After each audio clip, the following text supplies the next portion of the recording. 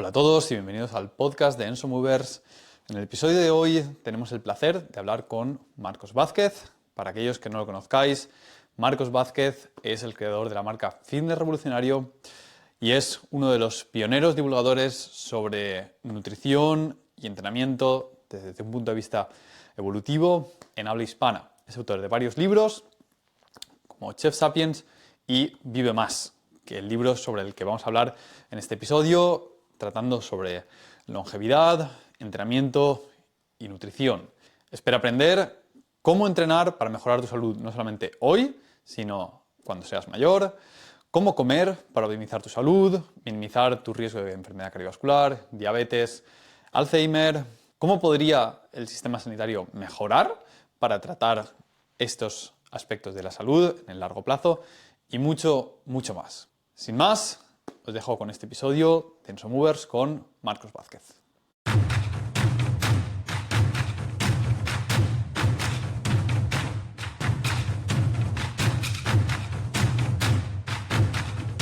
Bienvenido al podcast de Enso Movers. Reexamina todo lo que te han contado. Hola Marcos, ¿qué tal? ¿Cómo estás? Muy buenas. Bienvenido al podcast. Muy bien, un placer charlar con vosotros, chicos.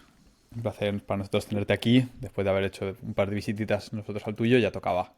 Exacto. Bueno, queríamos empezar un poquito con el contexto. Vamos a hablar de tu nuevo libro, de Vive Más, sobre la longevidad. Y te queríamos preguntar, ¿qué te llevó a escribir este libro? ¿Qué te motivó a ello? Digamos que lo mismo que los anteriores, ¿no? Al final escribo los libros que me gustaría haber leído a mí cuando empecé a interesarme por un tema. Igual que escribí al principio Salud Salvaje, o Saludablemente, o Invicto.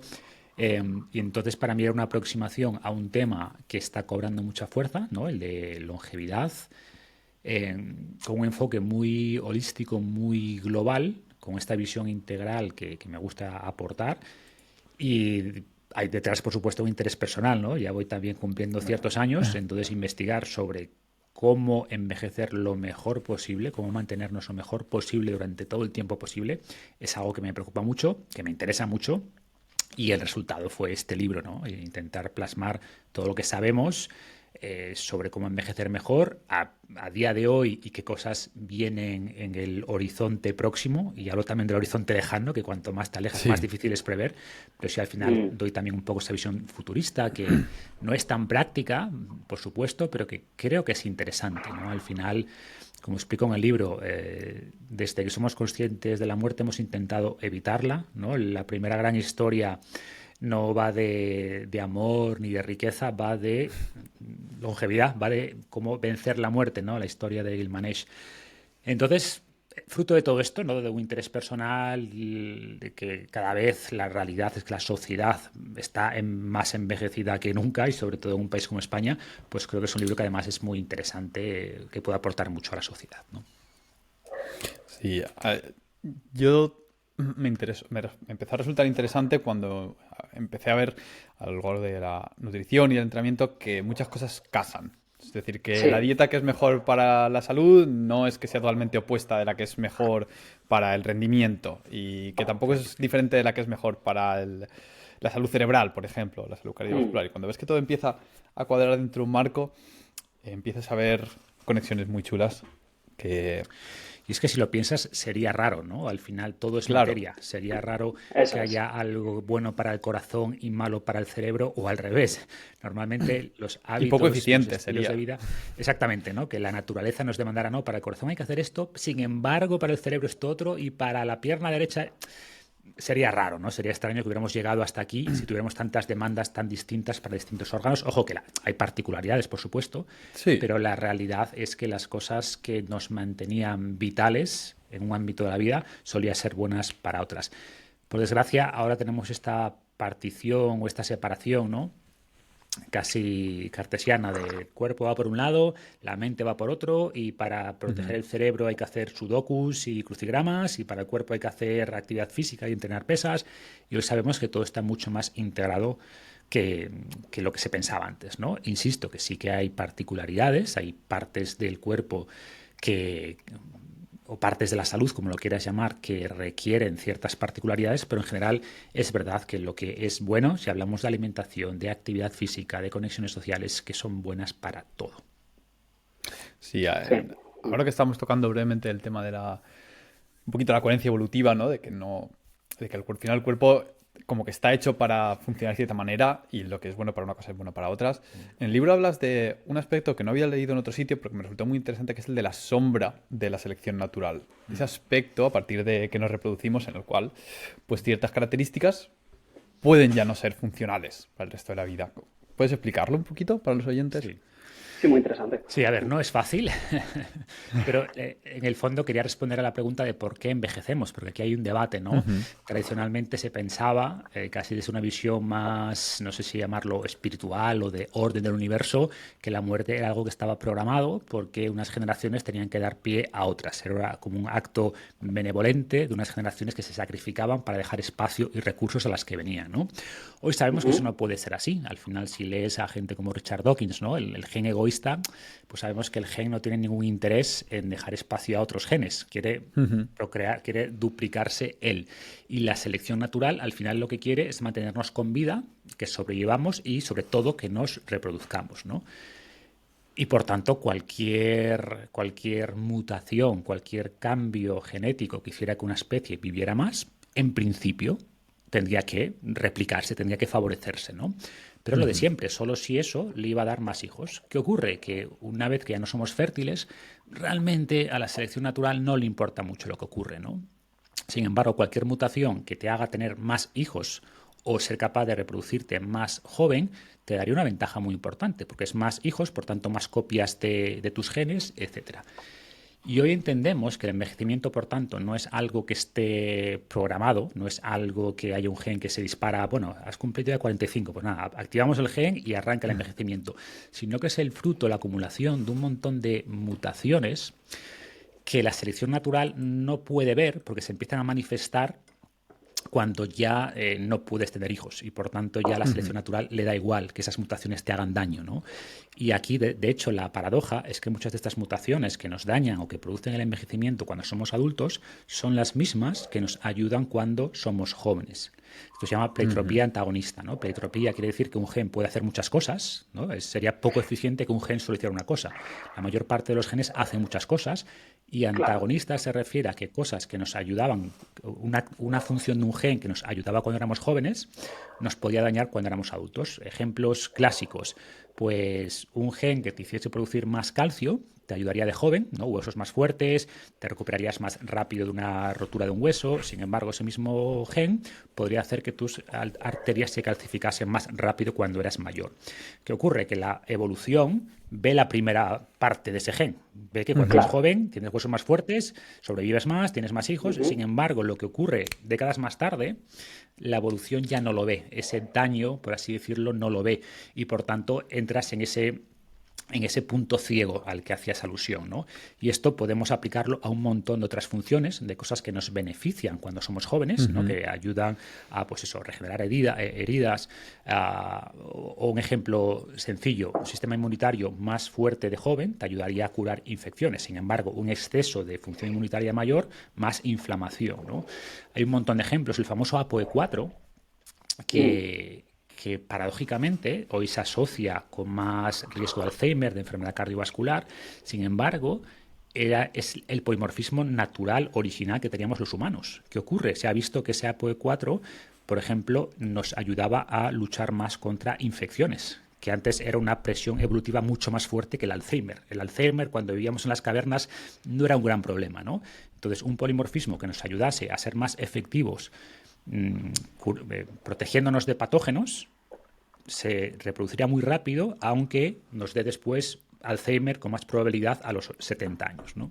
Entonces, todas esas mutaciones que, insisto, nos beneficiaban de jóvenes, pero nos van dañando de adultos, la selección natural no las puede eliminar, porque ya has pasado esa edad fértil, o eres mucho menos fértil a los 70 que a los 20, y por tanto esas prioridades de la selección natural, ¿no? Potenciaba los aspectos buenos de esos genes, pero esas mutaciones empezaban a manifestar su lado oscuro décadas más tarde, cuando la selección natural ya no podía hacer mucho para eliminarlas, ¿no?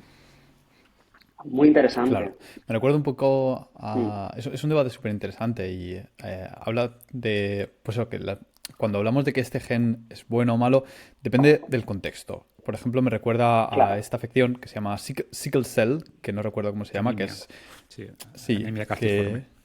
Ujú, que favorece, o sea, que es problemática en general, pero te reduce la posibilidad de infectarte con malaria.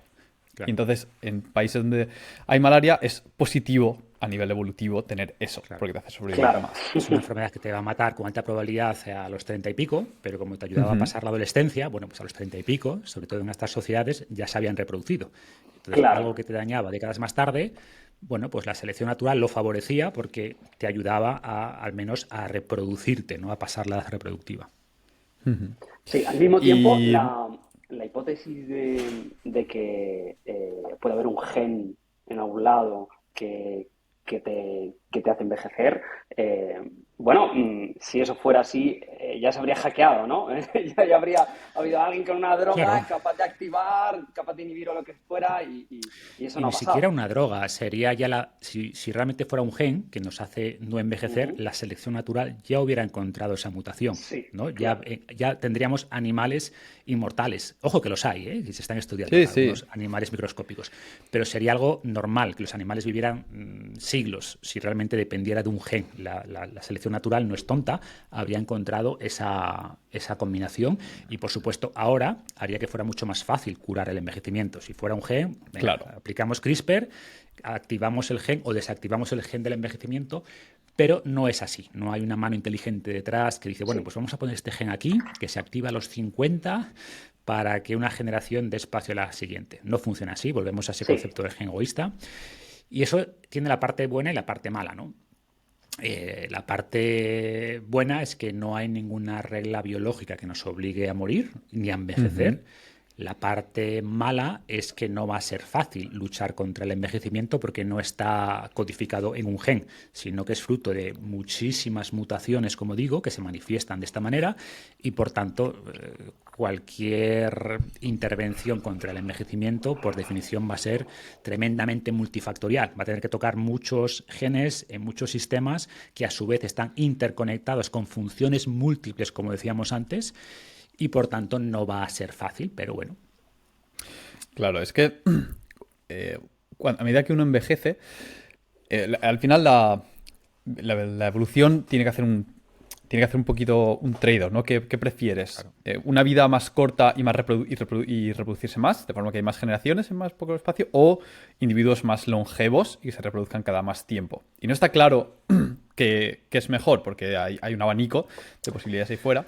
Bueno, digamos que está claro que es mejor para cada especie. O sea, lo que sabemos es que si Sí. tú eres una especie que tienes un riesgo muy alto de mortalidad por causas externas, claramente es mejor favorecer la procreación rápida, la fertilidad Ujú. rápida, ¿no? Y al Claro. revés, si eres una especie como los humanos, donde por tecnología, por inteligencia en nuestro caso, pero volvamos a los ratones, que hay una comparación que creo que es muy ilustrativa, que es la del ratón, ¿no? Ratón y murciélago.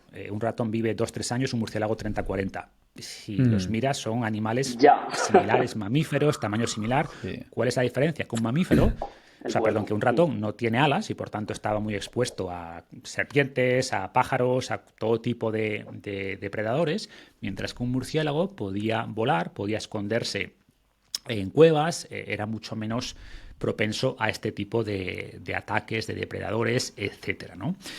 Y por tanto, el ratón, cualquier mutación, imagínate que sale una mutación en el ratón que hace que tenga menos cáncer, ¿no? Que repara sus tejidos contra el cáncer, no sé qué.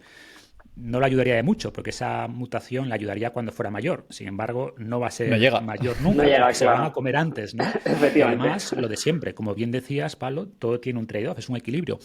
Regenerar tejidos o dedicar más recursos a luchar contra el cáncer implica que esos recursos no los tienes disponibles ¿para qué? Para procrear.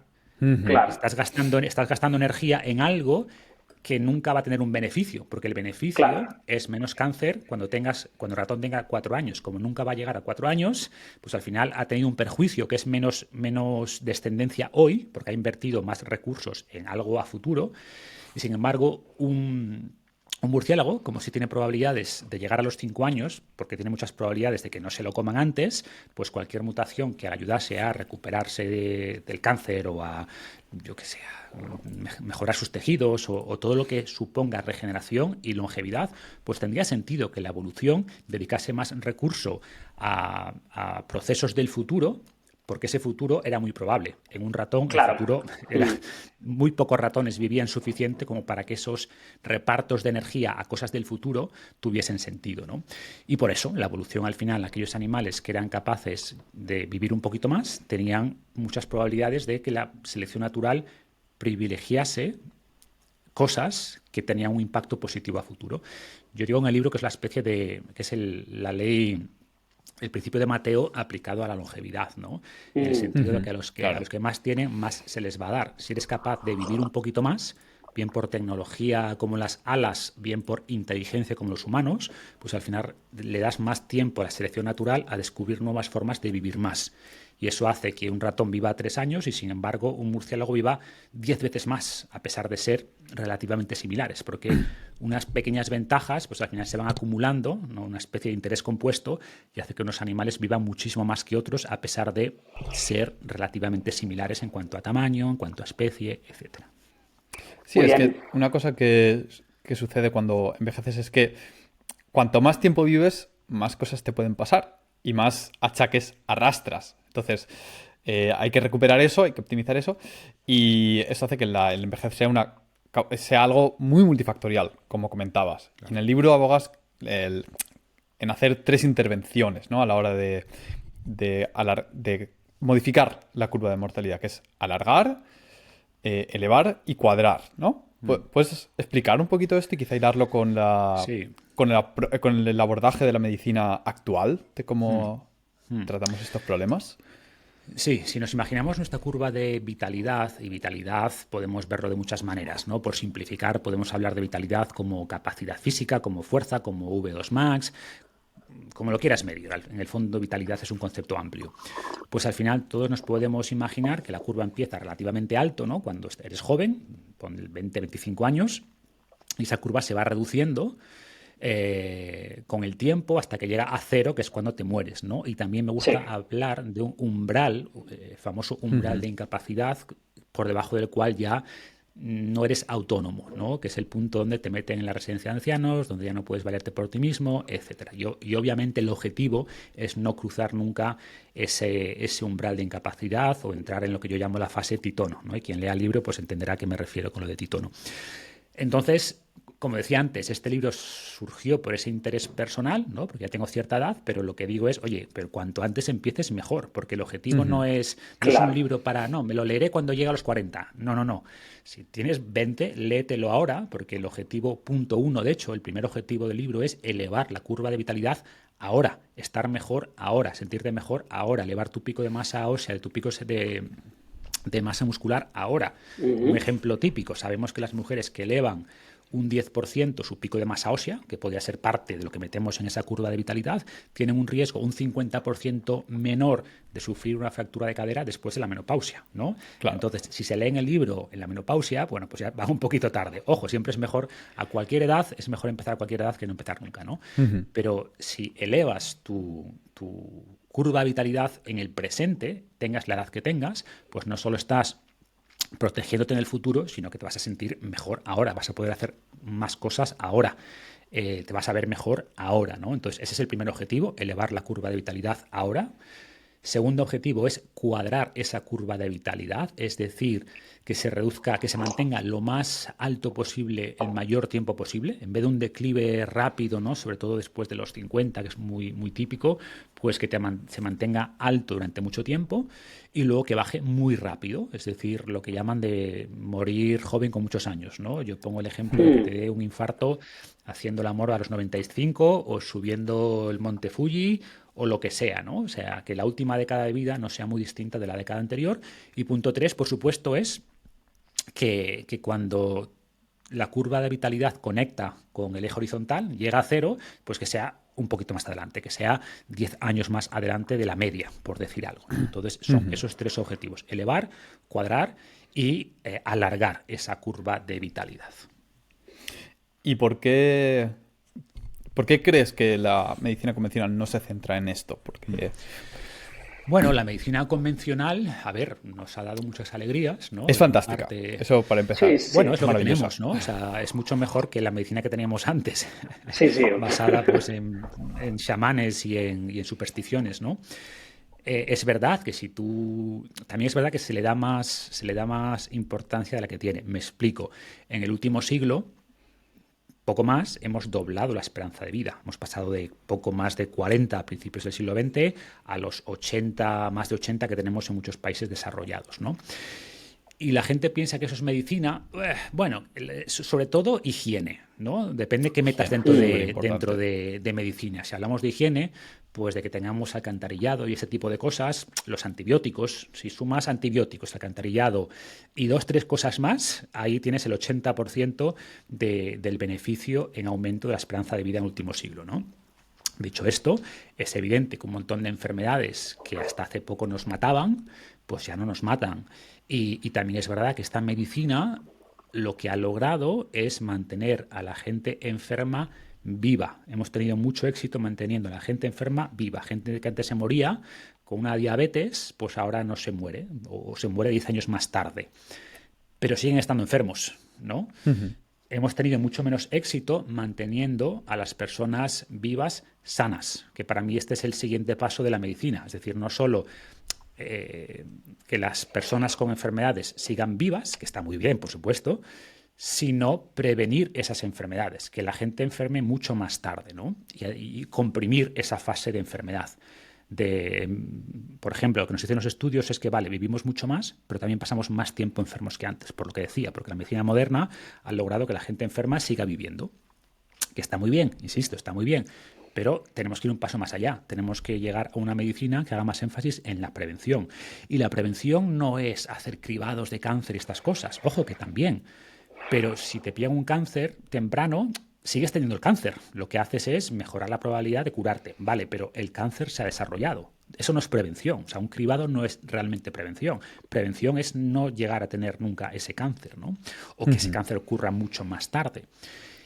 Y creo que ese es el objetivo. Y eso no lo vamos a lograr con cirugías o con fármacos. Eso lo vamos a lograr sobre todo con un estilo de vida.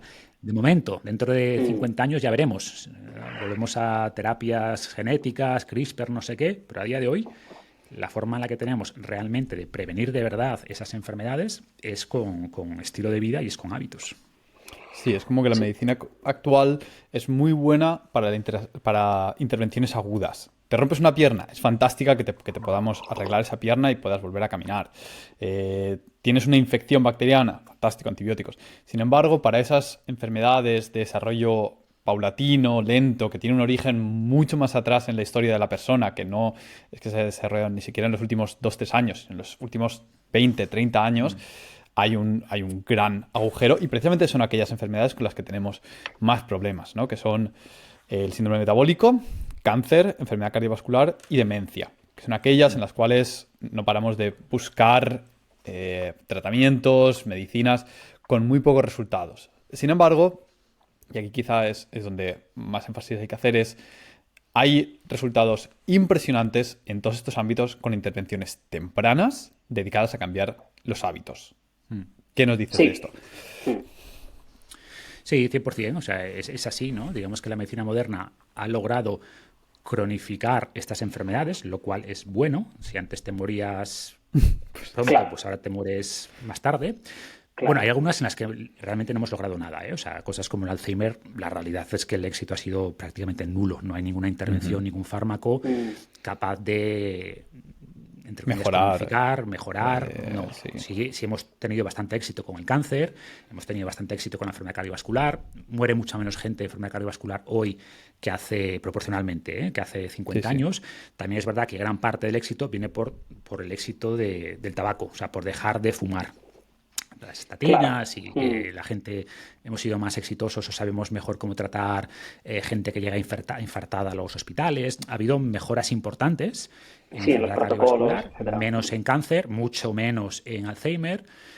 Entonces, Hay que agradecer todo eso, pero lo suyo es no llegar a necesitarlo. Y para eso, pues sabemos que cosas como la actividad física, empiezo por actividad física porque para mí, después de revisar la literatura, es la intervención número 1, tiene un efecto sistémico brutal y puede reducir el riesgo de todas estas enfermedades aproximadamente un 40%, ¿no? Depende del tipo de actividad física, de la duración, pero si lo haces todo más o menos bien, estamos hablando de un 40% menos de riesgo de desarrollar estas enfermedades, punto 1. Y después, si llegas a desarrollar una enfermedad, si por ejemplo te da cáncer, evidentemente esto no implica, que esto yo no sé por qué a la gente le cuesta tanto entenderlo, ¿no? Por ejemplo, mi último post de ayer en Instagram es, oye, que el ejercicio, incluso un ejercicio muy ligero, los famosos snacks de movimiento, reducen el riesgo de cáncer un 20%. Y salen comentarios.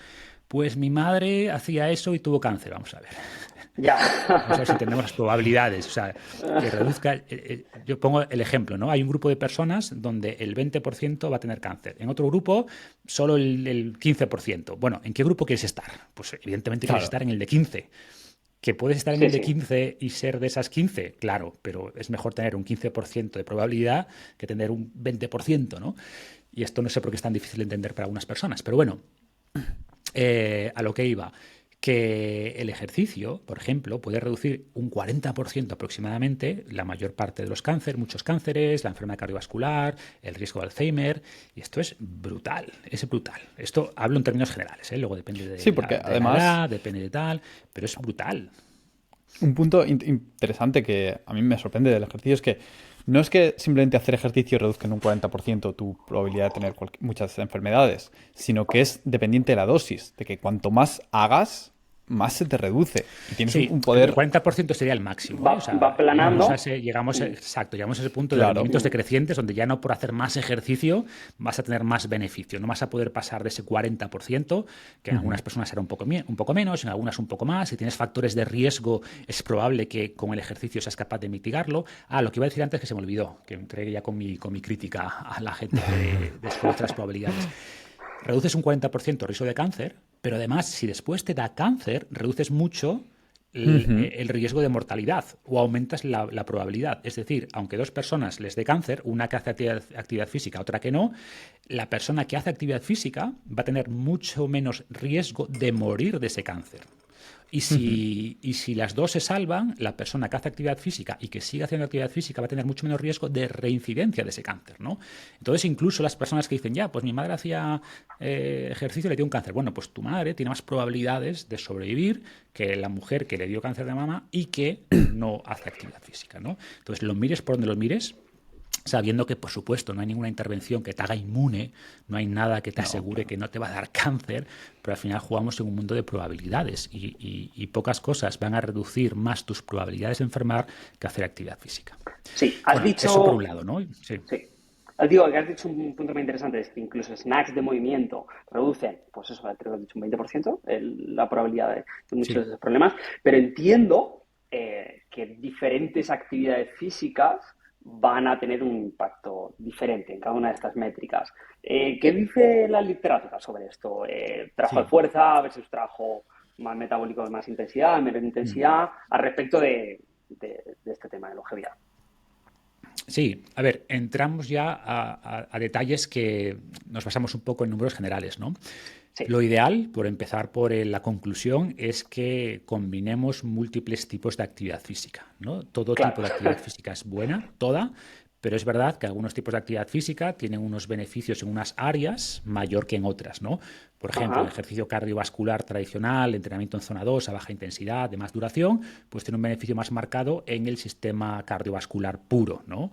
Se habla mucho, incluso se está proponiendo que sea un signo vital, igual que vamos al médico a tomar las pulsaciones, la presión arterial, pues se considera el VO2+, o se está intentando que se considere un parámetro vital, un signo vital más de salud, porque hay una correlación muy clara y muy directa entre VO2 y longevidad, ¿no? Exacto.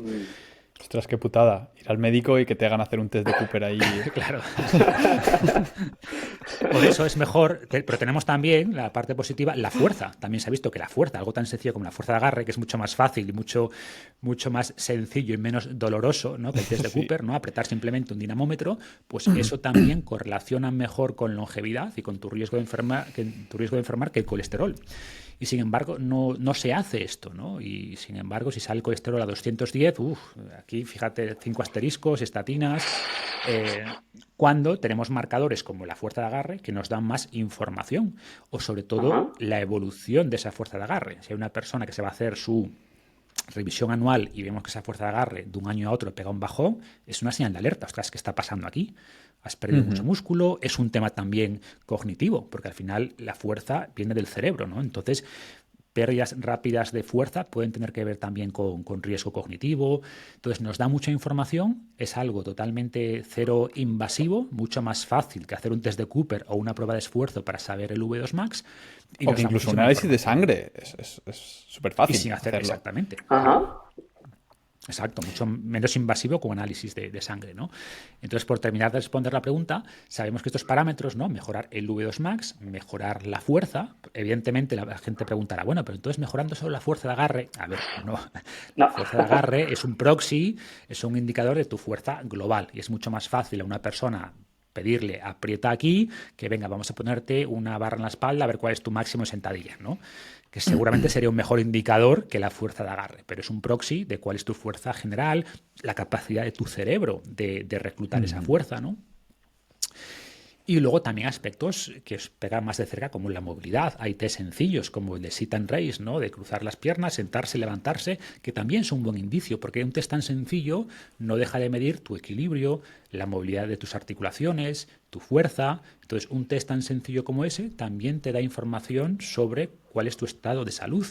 Entonces tenemos que pasar de los marcadores clásicos de la analítica, marcadores muy pasivos, insisto, que están bien, por supuesto, un análisis de sangre te puede dar mucha información, pero no quedarnos ahí e ir a test más funcionales que miran lo que tu cuerpo puede hacer. Y lo que tu cuerpo puede hacer es un claro indicador de salud. De hecho, conecta mucho mejor con esta curva de vitalidad que decía antes. Lo que tu cuerpo puede hacer es esa vitalidad que tienes y nos da... No quiero... que compitan, ¿no? No quiero, no, pues esto mejor que la analítica, no, pero son complementarios y al final si tienes acceso a ambos, mucho mejor y sin embargo, por desgracia, esta medicina actual presta muy poca atención, por no decir ninguna, a estos test funcionales y centra toda su atención en la analítica. Y creo que es un error, creo que tenemos que considerar todo. El objetivo en la analítica es la funcionalidad, o sea, al final quieres operar en el mundo.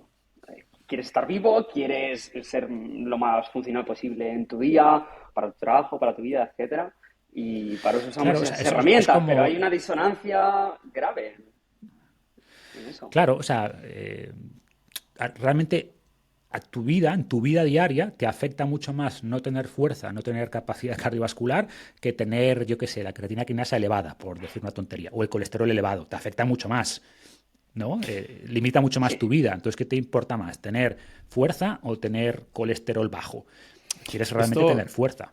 Es que hila con una conversación que tuvimos ayer en la que se hablaba que los análisis de sangre hay que ponerlos en un contexto muy amplio de la persona, que son muy complicados y que a veces se cogen mal. Igual que se puede interpretar mal la fuerza de agarre como el indicador, porque si cogiéramos solamente la fuerza de agarre, digo, bueno, pues me hago escalador y voy a vivir un montón. Es un error. Coger únicamente, por ejemplo, el colesterol e intentar apuntar a toda costa a bajar ese colesterol es un error si no coges el contexto global de la analítica y mucho más del estilo de vida de la persona. Y aquí es donde, pues lo que dices, estaría mucho mejor un análisis en el que incluyes un análisis de sangre, claro, un proxy de fuerza, unos test de movilidad, de cardiovascular, idealmente un perfil genético también, puesto que hay personas que tienen alteraciones aquí, claro, para evaluar el riesgo de la persona. Pero has hablado de un punto que es súper interesante y es que hasta hace poco había muchos estudios hablando de la importancia de la masa muscular para la longevidad. Pero los estudios más recientes muestran que no solamente es la cantidad de masa muscular que tienes, sino la calidad, la capacidad de reclutarla, la capacidad de utilizarla en diferentes aspectos, en diferentes rangos, tu movilidad. Y esto para mí apunta todo un poco a que tienes que ser lo más funcional posible. Que una de las cosas que te va a hacer vivir más va a ser interactuar mejor, de forma más versátil, con tu entorno. Que esto es precisamente lo que implica, ¿no?, el cuadrar la línea, porque quieres llegar a esa línea de disfuncionalidad lo más tarde posible, idealmente pasar 10 segundos ahí mientras llaman a la ambulancia cuando estás ya en el suelo de la cama. Sí, 100%, exacto. Varias cosas aquí, ¿no? O sea, primero, que correlaciona mucho mejor la fuerza que la masa muscular. Lo que pasa que, a su vez, hay una correlación entre fuerza y masa muscular, pero realmente, Exactamente. de cara a la longevidad, a la salud, la fuerza es mucho más importante que la masa muscular, ¿no? Ujú. Que también, ¿eh? Y luego, conectando con el punto anterior de la medicina, lo que llaman la medicina 3.0, ¿no? De qué cosas son importantes ahora, también es verdad que, por ejemplo, si tú ves una analítica, los rangos de normalidad son súper amplios, lo cual por un lado está bien, porque hay muchas diferencias entre personas, pero también parte de lo que queremos es no solo decir, vale, asterisco o no asterisco, sino intentar optimizar, ¿no? Decir, una presión, que eso se está haciendo en parte, lo cual que a veces se critica y entiendo que es criticable, me explico, ¿no? Antes se consideraba que a partir de cierto nivel eras hipertenso, luego ese nivel se baja. Sí. Y alguien dice, bueno, si esto es porque las farmacéuticas quieren empezar a meter aquí fármacos a más personas, ¿no? Cuando tú cambias el rango de normalidad, estás de repente metiendo muchas más personas en el saco de enfermas y por tanto en el fármaco, o sea, en el saco de toma fármacos. Y es una crítica válida, pero tiene sentido. O sea, si sabemos que la hipertensión es mala y si tenemos un punto de corte, pero sabemos que queremos que la gente no llegue a ese punto de corte, porque cuanto más te acerques es malo, o con la diabetes, ¿no? Es decir, cuando subas de tal nivel de hemoglobina glicosilada, pues es malo. Vale, pero si estás incluso un poquito más lejos de ese umbral, pues mejor, ¿no? Ya. O sea, empezar a hablar no solo de normalidad, sino de optimización. O con que Claro. tengas 31 en vitamina D te sale normal. Vale, sí, pero O sea, igual 45 es óptimo, ¿no? favorecer Intentar la buscar rangos de... identificación. Exacto. Exacto. Separar normal de óptimo. Que no es fácil, ¿eh? Porque No, no, hay es muy muchos complicado. criterios a nivel, muchos parámetros de analítica que no se puede definir esto es lo ideal, esto es lo óptimo. Y al final lo que buscamos es que no ver cosas muy raras, ¿no? Pero sí te diría que hay muchos parámetros de una analítica que podríamos definir rangos óptimos que no son los de la mayoría de la gente, ¿no? Y separar también en función de tu nivel de actividad física. Por ejemplo, hay niveles que salen alterados en deportistas porque los rangos de normalidad se calculan en personas sedentarias, cuando lo normal sería que Claro. lo que salen deportistas, ¿no? Sí, Entonces, puede haber bueno, es un tema asimetrías complejo, grandes. Claro. claro, Y que luego, una pero vez que te sales del rango, que el único abordaje que haya no sea, bueno, toma estatinas o toma tal medicamento. Sea bueno, vamos a hacer un análisis holístico de tu situación para abordar de la mejor forma posible la raíz del problema, no solo poner un parche encima. claro, a ver, el problema aquí es el de siempre, ¿no? Que es muy fácil culpar al sistema, a las farmacéuticas, a los médicos. Ya, pero si tú eres los pacientes, o sea, al final tampoco tienen ningún interés en cambiar de hábitos, en general, ¿no? Imagínate que tú eres un médico que sale de la universidad convencido de este concepto, llegas primer paciente, 30 kilos de sobrepeso, uy, tienes que mejorar tus hábitos, comer bien, mira, dame la pastilla y olvídate. Entonces, claro, es muy difícil porque al final la gente quiere la solución fácil, quiere la pastillita. Estoy generalizando, ¿no? Por suerte mucha gente cada Claro. vez es más consciente. Pero entonces se junta el hambre con las ganas de comer, ¿no? Se junta un sistema que claramente está diseñado para dar fármacos con gente que quiere tomar fármacos porque es la solución fácil. No quiere un planteamiento global para cambiar sus hábitos, para mejorar cómo come y hacer actividad física. Y no quiere eso. Bueno, no quiere. Claro. No quiere, no tiene tiempo, no sabe. Somos al Quiere, final... pero no quiere. Creo Bueno, que no sí, sabe no sabe, esto nos enseña tampoco en el colegio y no No, dejamos de ser exactamente. víctimas de un sistema. Bueno, no me gusta la palabra víctima porque creo que todo el mundo tiene mucha más capacidad de acción de la que piensa, pero es verdad que alguien que tiene 3 hijos, que una madre soltera con 3 hijos, con un trabajo precario, bueno, pues ¿qué le vas a decir? ¿No? Tiene que usted ir al gimnasio una hora, Sacar un par de mejor horas. más. Ya, es muy Pues difícil. entiendo que tiene limitaciones, ¿no? Pero esa no es la situación general. O sea, la mayor parte de la gente podría hacer mucho más de lo que hace y decide, entre comillas, decide no hacerlo, ¿no? Porque es incómodo, porque implica aprender, implica sacar un tiempo de otras cosas. Y por tanto, a lo que voy es que no quiero echar la culpa a los médicos, al sistema médico, a las farmacéuticas, porque, por otro lado, pues hay gente que es lo que está demandando. Está demandando la solución fácil, está demandando el atajo y instaurar este modelo que estamos hablando aquí entre personas que estamos convencidas de esto, pues no es fácil cuando hay una gran población que es reacia a cualquier cambio de Sí. hábitos que suponga esfuerzo, dedicación, etcétera, ¿no? Además, es un poco nadar contracorriente, yo creo, porque digo todo este cambio, ¿no? A medicina 3.0 y tal, porque veo muchos más incentivos económicos en términos de mercado a lo paliativo que a lo preventivo. Entonces, creo que Sí. los que estamos en todo esto tenemos que empujar muy fuerte, porque la tendencia va a ser más hacia el otro. No sé si estoy teniendo quizá un poco catastrofista, pero es lo que veo. Sí, a ver, eso es así. Y las políticas no favorecen esto, ¿no? O sea, me explico. Si tú te vas a comprar un bollicao, unos donuts, pagas el 10% de IVA. Te vas a apuntar al gimnasio, pagas el 21% de IVA. Es decir, Dramático. no estamos tampoco dando los incentivos adecuados a nivel de política. Yo siempre digo que los hospitales, los llamados centros de salud, son en realidad centros de enfermedad. Tú cuando vas a un hospital ya normalmente Claro. vas porque estás enfermo, ya vas tarde. Los Ujú. verdaderos centros de salud son los gimnasios, es la zona de fruta y verdura y productos frescos del supermercado. Esas son los verdaderos centros de salud y deberían estar incentivados, que la gente que vaya a un gimnasio tenga, ya no te digo una bonificación, pero al menos no me le pongas el 21% de IVA. O vas a hacer una formación de salud, o vas a comprar fruta Sí, fresca. sí. Los Hay Que no va a incentivos algunos venir no países están bien donde todo puestos. hay todo algunos este países donde cambio. se hace reducciones en los impuestos sanitarios, de tipo de seguridad social y demás, y del seguro de salud, si estás apuntado a un gimnasio, si puedes demostrar que tienes un estilo de vida activa, etcétera, etcétera, Sí, que creo que van en muy buena dirección. sí, pero yo creo que esto va a venir empujado desde cambios culturales, que fuerce un poco la mano Ujú. política, tirar en esa dirección, que desde votos, ese tipo de cosas, y que desde la cultura también modifiquemos un poco la industria. Porque creo que orgánicamente en ninguna de esas dos áreas lo va a hacer. Vamos a tener que ser todos un poco remando en esa dirección en términos culturales los que generemos, forcemos el cambio, yo creo.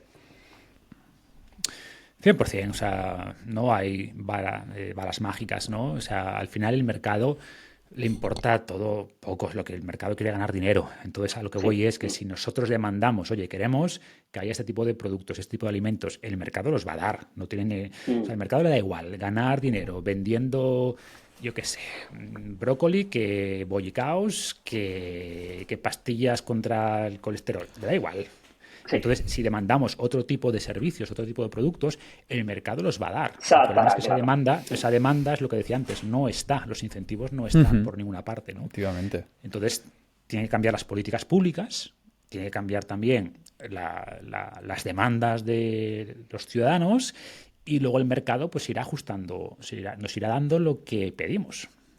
Eso Y es. habías hablado de centros de salud, ya hemos hablado de los gimnasios.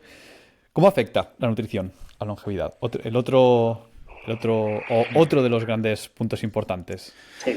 Pues afecta mucho también, según varios estudios, llevar una buena dieta puede alargar tu vida entre 8 y 10 años y postergar la enfermedad incluso más años, ¿no? Sobre todo cuanto antes empieces. Eh, ¿Qué es una buena dieta? Claro, ahí entramos un poco en el debate de qué es una buena dieta. Por simplificar mucho, yo te diría que hay aspectos clave. O sea, si vamos al principio de Pareto, te diría que si basas tu alimentación en alimentos frescos, mínimamente procesados, comes suficiente proteína y comes lo que necesitas, es decir, no te excedes, lo cual está muy conectado, porque si comes alimentos frescos, mínimamente procesados, suficiente proteína, es difícil que te pases, ¿no? Pero si logras esos dos y consigues que tu dieta te ayuda a mantener un buen ratio músculo-grasa, sobre todo bajo en grasa, porque el músculo tiene mucho más que ver con la parte de entrenamiento de fuerza que vimos antes, pues tienes el 80-90% ganado. Y ya luego podemos entrar en el detalle, si estos nutrientes, si aquellos, si ayuno intermitente, si no. Pero si haces esas tres cosas, alimentos frescos, mínimamente procesados, suficiente proteína, ni muy alta ni muy baja, y mantienes un buen ratio músculo-grasa, no te preocupes mucho más. Y en el libro empiezo a hablar de nutrientes que pueden activar o ayudarnos a reducir distintas vías del envejecimiento, y actuar de senolíticos y de activadores de la autofagia, un montón de cosas que son interesantes, pero que Ujú. entramos ya en los detalles. O sea, si haces esas tres cosas, vas muy bien. vas muy ¿Y a bien. qué te refieres con proteína ni demasiado alta ni demasiado baja? Porque creo que es el nutriente más olvidado. Hay mucho debate de low carb, low fat, etcétera, pero Sí. muy poca gente habla de la proteína cuando creo que es el más importante, porque es Mira, el hay nivel un debate, estructural. en el campo de la longevidad, si hay un debate importante.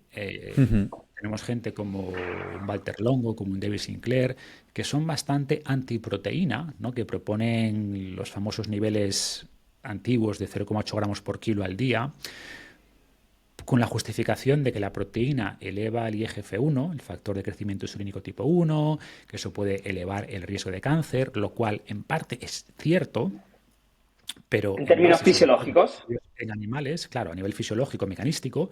Luego, claro. sin embargo, si vamos a estudios en humanos de verdad, sobre todo en personas a partir de cierta edad, se ve que la gente que come más proteína tiene mejor salud, menos fragilidad, menos sarcopenia. O sea, la sarcopenia afecta a mucho más personas que el cáncer, ¿no? Y además se ha Ujú. visto que la mortalidad tiene, si conectas mortalidad con IGF-1, tiene forma de U. Es decir, es verdad que niveles muy altos de IGF-1 son negativos, se asocian con más Ujú. cáncer sobre todo, pero niveles bajos también se asocian con mucha más mortalidad. Entonces buscamos ese nivel adecuado. Y ese nivel adecuado, según los estudios que tenemos y los posicionamientos de distintas sociedades de salud, están más cerca de 1,2, entre 1,2 y 1,5 gramos por kilo al día. Con eso, la mayor parte de personas tienen suficiente proteína para evitar estos problemas de sarcopenia, de fragilidad, de osteoporosis, de fracturas, etcétera, etcétera, pero manteniendo unos niveles de IGF-1 adecuados. Y sobre todo, para evitar que el IGF-1 sea un problema, tenemos la siguiente intervención, bueno, la que hemos comentado antes, de hecho, que es el ejercicio. El ejercicio Ujú. es, El mTOR. claro, exactamente, activas el mTOR en el sitio adecuado y lo inhibes en el sitio adecuado, ¿no? Entonces, como decíamos antes, no puedes desconectar la proteína o la alimentación del ejercicio, están muy ligados. Claro. Y por eso te diría que para mí es evidente, viendo toda la literatura que hay, que no podemos extrapolar estudios en ratones, que además son muy propensos al cáncer, estudios además en ratones que viven encerrados en jaulas, no son extrapolables Y que son muy a... cercanos genéticamente, porque tienen la misma Claro, son raza para son ser clones genéticos, exacto, homogéneas. que normalmente los matan antes, ¿no? Después del estudio, con lo que no envejecen realmente y no tienen fragilidad y roturas de huesos y no se caen. Entonces no puedes extrapolar de esos estudios a la realidad del envejecimiento en humanos, ¿no? Claro, porque tiene mucho sentido. Si el cáncer es un crecimiento descontrolado de unas células, todo aquello que promueva de forma agresiva el anabolismo va a favorecer ese cáncer. Sin embargo, lo que hay que mirar es, una vez que tienes el cáncer, todo eso seguramente hay que reducirlo, pero ¿qué te lleva Sí. a tener ese cáncer en primera instancia? Es como con la proteína, por ejemplo, había también debate sobre si es mala para el riñón y el problema es, el discurso es, si tienes problemas de riñón, tienes Entonces que tener sí. una consumo de proteína más bajo, pero un consumo de proteína alto no es dañino para el Sí. riñón. Como pasa con los Incluso, carbohidratos yo- con síndrome metabólico. Son problemáticos si tienes síndrome metabólico. Si claro, eres una persona sana, un buen si fitness, haces mucho pues ejercicio, los carbohidratos no se correlacionan con un Claro, problema de salud. 100%, es así. Muy bien. y otro aspecto que me gustaría tocar, porque para mí son los tres pilares de la salud, que es el entrenamiento, la nutrición y el sueño. El sueño creo que es totalmente infravalorado, creo que se trajo al frente con el libro de Por qué dormimos de Matthew Walker hace unos años, que nos traumatizó a todos aquellos que lo hemos leído y quizás nos puedes hablar de cómo afecta y cómo cuidarlo de cara a la longevidad. Sí, efectivamente. O sea, el sueño es ese otro gran pilar que tiene un impacto muy importante en la salud. Y lo bueno del sueño es que todos lo vemos, ¿no? Por ejemplo, si no haces actividad física, tardas tiempo en verlo, si comes mal, tardas tiempo en verlo, pero una mala noche de sueño y lo notas enseguida, ¿no? Entonces es evidente que eso, postergado en el tiempo, pues va a traer problemas. O sea, al final todos los animales duermen porque es muy importante y es importante para todo. Tiene también, como el ejercicio, un efecto sistémico absoluto, ¿no? Tiene un impacto a nivel Ujú. hormonal, a nivel cognitivo, a nivel de inflamación, a nivel de regeneración de tejidos, a nivel de mejora del sistema inmune que se activa más por la noche para regenerarse. Entonces, cuando estás reduciendo mucho el sueño, pues evidentemente eso te va a pasar factura. Dicho esto, también es verdad que no hace falta tanto sueño como la gente cree. De hecho, el libro de Matthew Walker Ujú. hay críticas muy bien fundamentadas como que es demasiado alarmista, ¿no? Con gráficas directamente manipuladas. Entonces, bueno, cogerlo un poco con pinzas. Y a lo que voy es que también se ha visto, curiosamente, que dormir 9 horas es igual de malo estadísticamente que dormir 6, ¿no? Hay una curva en forma de U y el nivel más bajo de mortalidad está entre 7 y 8 horas. Es decir, no hace falta tampoco dormir mucho más. Sí. ¿Qué ocurre? Que hay gente que necesita menos horas de sueño, gente que necesita más horas de sueño y que no solo la cantidad, sino también la duración. Por ejemplo, no es lo mismo dormir por la noche, entre 11 y 6 o 7 de la mañana, que dormir de mañanas. Que acostarte a las 2, dormir hasta levantarte a las 11. Y la calidad de ese sueño. Y la calidad de ese sueño, cómo de fragmentado está, etcétera, etcétera, ¿no? Entonces, resumiendo, el sueño es muy importante y, como bien decías, creo que está muy descuidado. Dormimos menos de lo que necesitamos la mayoría de personas, pero tampoco hace falta tanto. Y de hecho, esta es la paradoja, ¿no? Que más horas de sueño se asocian con más mortalidad. ¿Porque dormir más es malo? Seguramente no, ¿no? O sea, un poco es muy probable que haya causalidad inversa. Es decir, que cuando hay algún tipo de problema en el cuerpo, pues el cuerpo te haga dormir más para intentar recuperarte de ese problema, ¿no? Es decir, seguramente sea la consecuencia y no la causa de la enfermedad. Pero, y luego, ¿cómo te sientas? Hay gente que con 6 horas y media está súper bien. Bueno, pues yo no te diría que sea malo para ti. A ver, seguramente dormir 5 horas sea malo para todo el mundo, menos para Jocko Willing, ¿no? Que duerme. Hay personas que tienen este polimorfismo. Es verdad que hay un polimorfismo. Es verdad.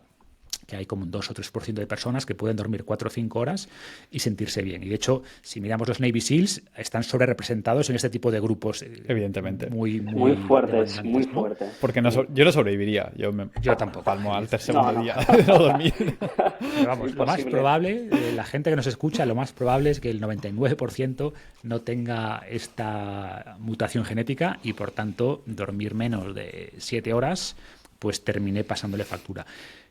También ahí está un poco la esperanza, ¿no? Sobre todo con la gente que me dice, ya es que acabo de tener hijos y llevo 6 meses durmiendo muy poco. A ver, el cuerpo es resiliente, o sea, el cuerpo está preparado para tener unos meses o incluso un par de años donde vas a dormir poco, vas a dormir mal.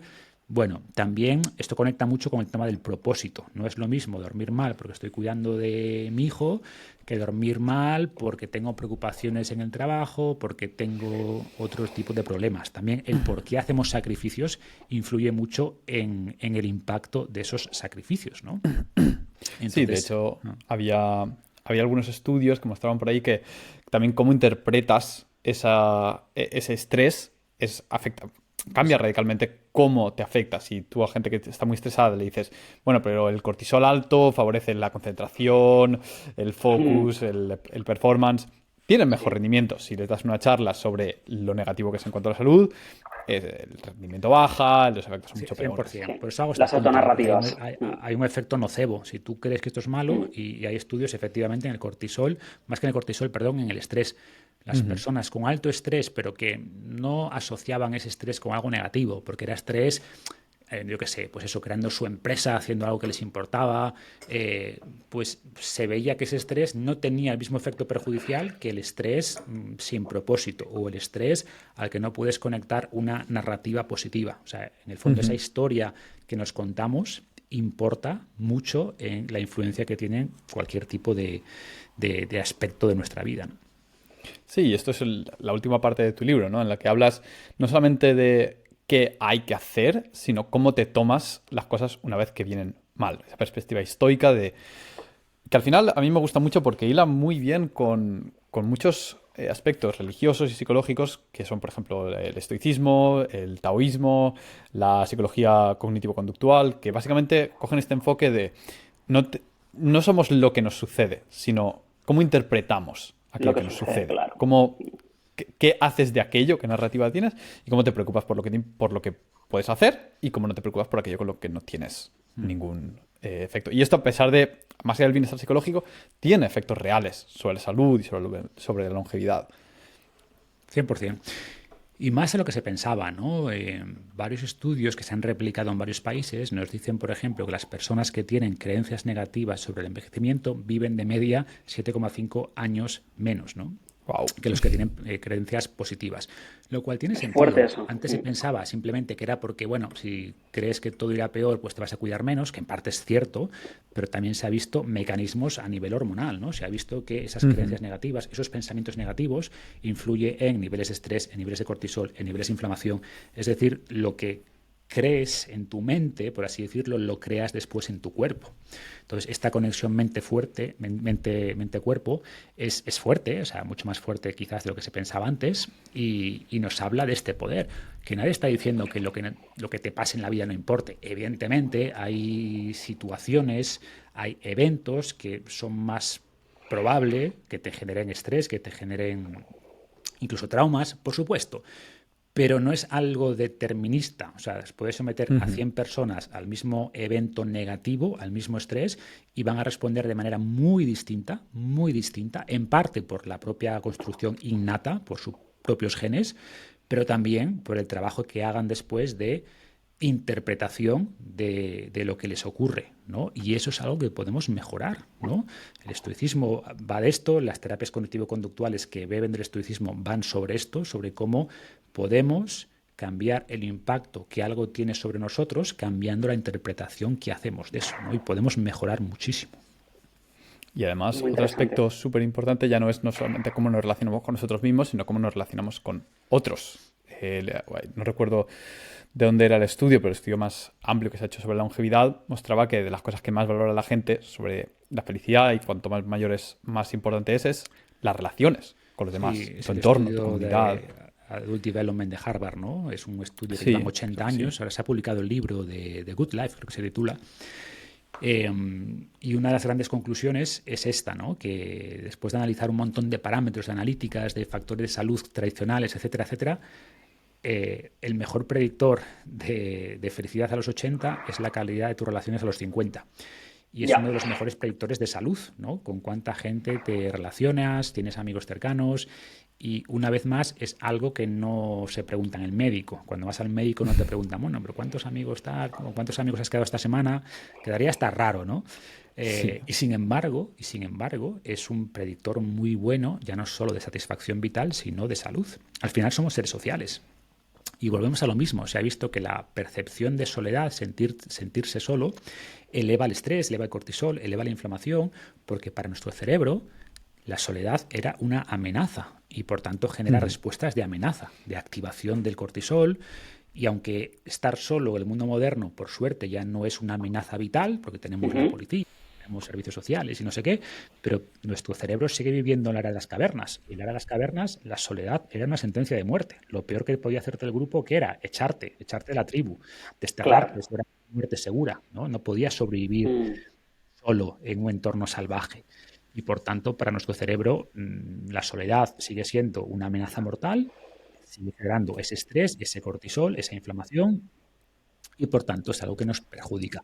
Dicho esto, porque también cuando hablo de esto, yo es que soy muy introvertido, yo me siento bien estando solo. Vale, evidentemente tenemos distintas necesidades y no es tanto la interacción social lo que es bueno, ojo que también lo es no sentirse solo. Y hay gente hablando con 2 amigos a la semana, ya está, ha cubierto su requerimiento. Sí, es un umbral, vamos a decir.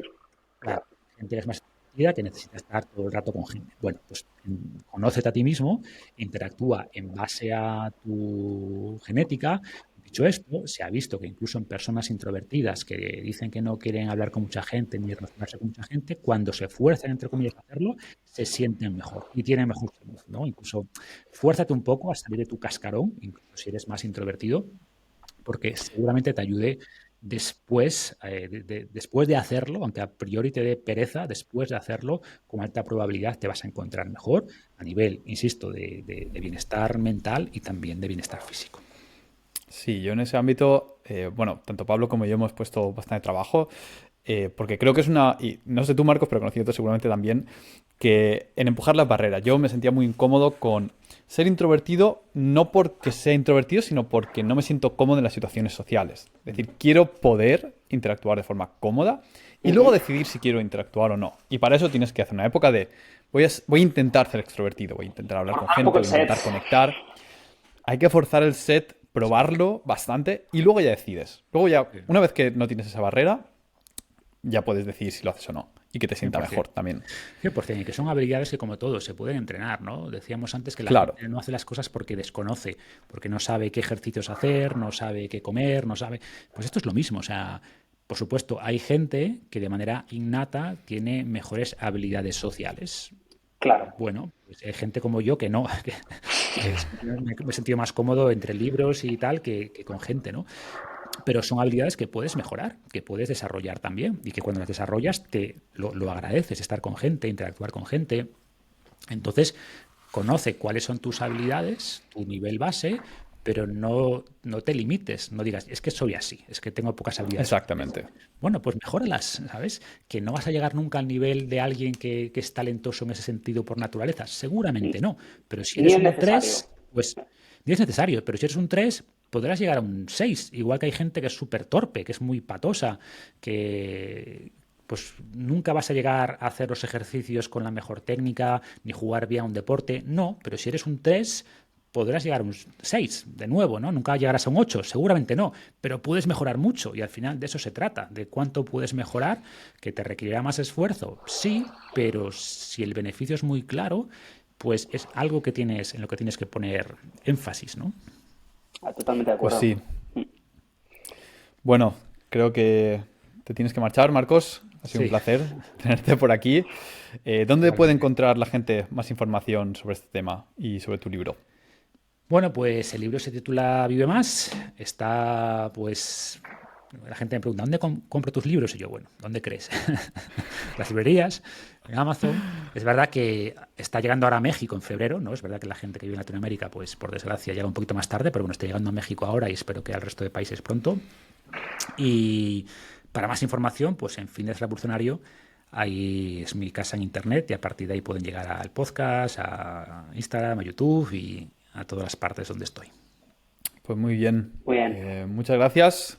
Nos hemos dejado con muchas cosas en el tintero, pero Para el siguiente. es un tema muy complicado y muy interesante. Está en el libro Así que lo todo. dejamos para el siguiente. Efectivamente. Venga, Muy bien, un placer, abrazo. chicos. Un Muchas abrazo gracias. fuerte. Cuidaros. Un abrazo. Muchas gracias a todos por escuchar este episodio. Si tenéis cualquier duda o comentario, nos lo podéis dejar en cualquier plataforma en la que estéis escuchando este episodio, ya sea Spotify o iVoox. También nos podéis encontrar en Instagram o en TikTok. Y por favor, si os ha gustado el episodio, compartidlo con vuestras personas queridas, con vuestros amigos, familiares, para promover este aspecto holístico de la salud y la longevidad. Y evaluadnos con 5 estrellas en Apple Podcast y dadnos un like y suscribíos al podcast para no perderos ningún episodio venidero, donde traeremos a muchos otros invitados igual de interesantes. Un saludo y nos vemos pronto en Ensomovers.